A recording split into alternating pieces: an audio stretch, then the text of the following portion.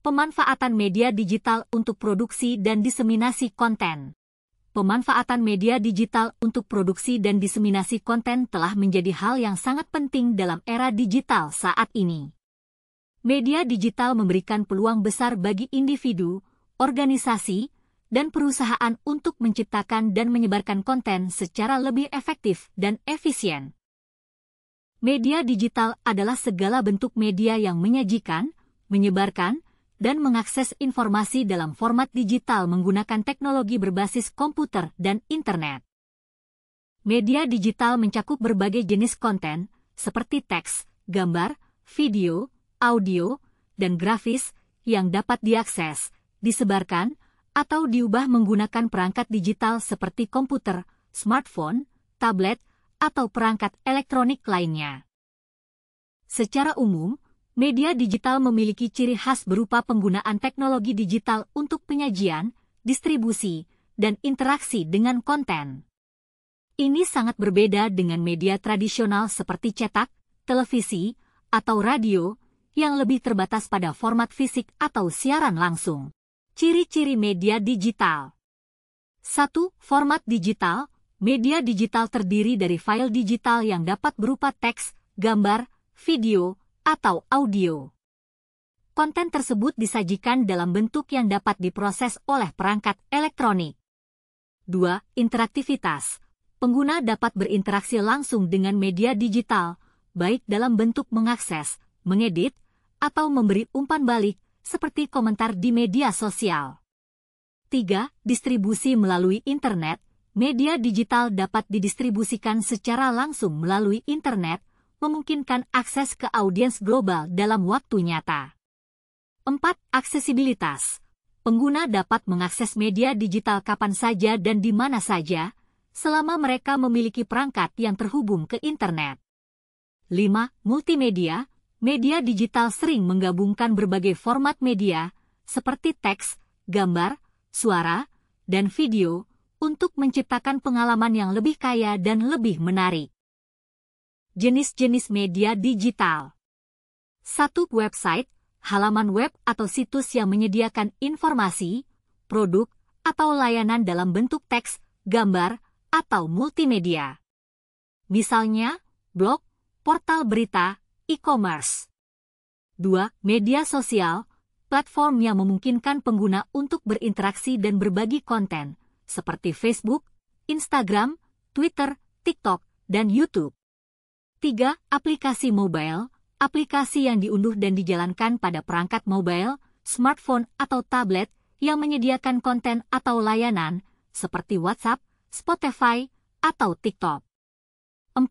Streaming video dan audio, platform seperti YouTube, Netflix, Spotify, atau Twitch yang menyediakan akses ke video atau audio secara langsung melalui internet.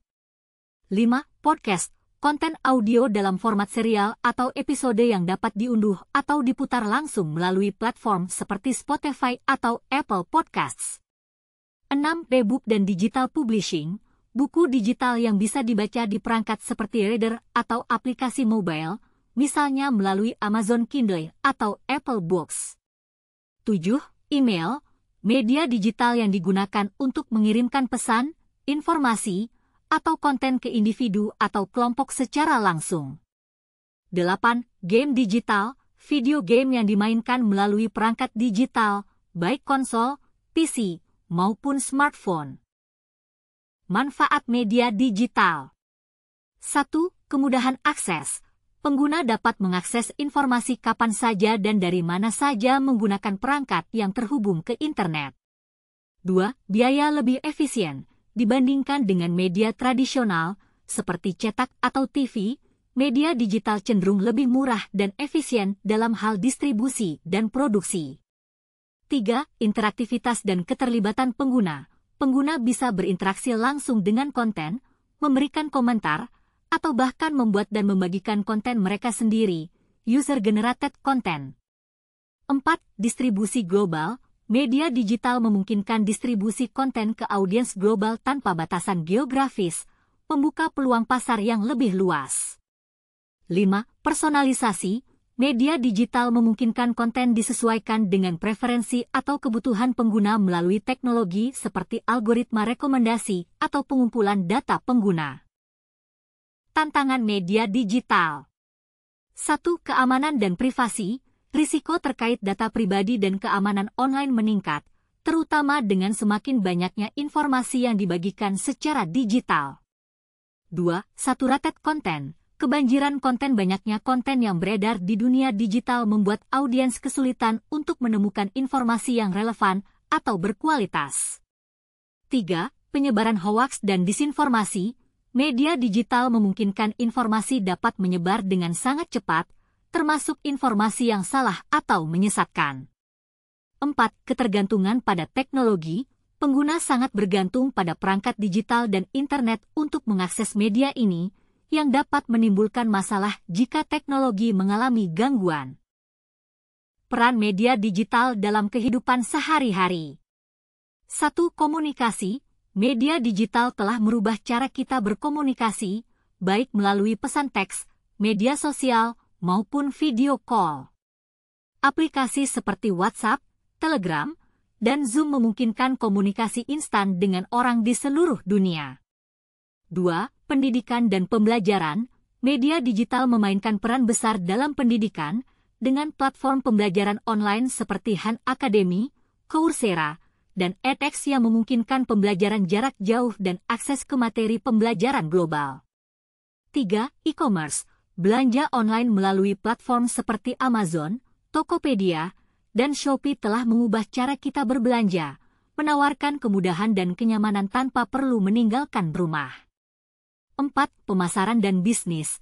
Banyak bisnis menggunakan media digital untuk melakukan pemasaran, seperti iklan Google, Facebook Ads, atau influencer marketing, yang memungkinkan mereka menjangkau audiens yang lebih spesifik dan lebih luas. 5. Hiburan dan kesenian. Media digital telah merubah industri hiburan, dengan streaming musik, film, dan acara televisi, serta platform game online dan sosial yang memberi audiens akses ke hiburan kapan saja. Pemanfaatan media digital untuk produksi konten. Media digital menyediakan berbagai alat dan platform yang memungkinkan pembuatan konten dengan cara yang lebih mudah, kreatif, dan interaktif. Beberapa aspek utama dari pemanfaatan media digital dalam produksi konten antara lain: perangkat lunak dan aplikasi kreatif. Alat seperti Adobe Creative Suite, Photoshop, Illustrator, Premiere Pro, Canva, Final Cut Pro, dan berbagai aplikasi desain grafis serta video editing memungkinkan pengguna untuk membuat konten visual dan audio yang menarik. Platform berbasis cloud, alat seperti Google Docs, Google Drive, dan Dropbox memungkinkan kolaborasi real-time dalam pembuatan konten, serta pengelolaan file yang lebih efisien. Penggunaan kamera dan perangkat digital, kamera smartphone dengan kualitas tinggi, drone, dan kamera profesional membantu dalam pembuatan konten video dan foto yang berkualitas. Banyak aplikasi juga memungkinkan pembuatan video pendek, animasi, dan GIF. Pembuatan konten interaktif. Platform seperti TikTok, Instagram Stories, dan YouTube Shorts memungkinkan penciptaan konten yang menggabungkan video, audio, teks, dan elemen visual secara kreatif. AI dan alat otomatisasi. Penggunaan alat berbasis kecerdasan buatan, AI, untuk mengedit foto, video, dan teks, serta mengoptimalkan SEO atau membuat konten berbasis data dan analisis. Pemanfaatan media digital untuk diseminasi konten. Setelah konten dibuat, media digital juga berperan penting dalam proses distribusi atau diseminasi konten kepada audiens yang lebih luas. Berikut adalah beberapa cara diseminasi konten melalui media digital. 1. Media sosial. Platform seperti Instagram, Facebook, Twitter, LinkedIn, dan TikTok memudahkan distribusi konten kepada audiens global. Melalui algoritma yang disesuaikan dengan preferensi pengguna, media sosial memungkinkan konten untuk mencapai audiens yang relevan secara lebih efektif. 2. Website dan blog. Situs web pribadi, blog, dan platform seperti Medium atau WordPress memungkinkan individu atau organisasi untuk mempublikasikan konten panjang, artikel, opini, atau materi pembelajaran yang dapat diakses oleh siapa saja. 3. YouTube dan platform video. Video adalah salah satu bentuk konten paling populer di era digital. YouTube, Vimeo, dan platform video lainnya memungkinkan pembuat konten untuk menjangkau audiens global dengan video tutorial, hiburan, atau vlog. 4.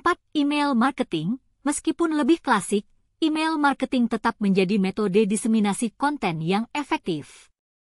Dengan membangun daftar email, perusahaan atau individu dapat mengirimkan newsletter, promo, atau update konten secara langsung ke inbox audiens. 4. Podcast dan audio. Platform seperti Spotify, Apple Podcasts, dan Google Podcasts memberikan kesempatan untuk mendistribusikan konten audio berupa podcast yang semakin populer dalam beberapa tahun terakhir.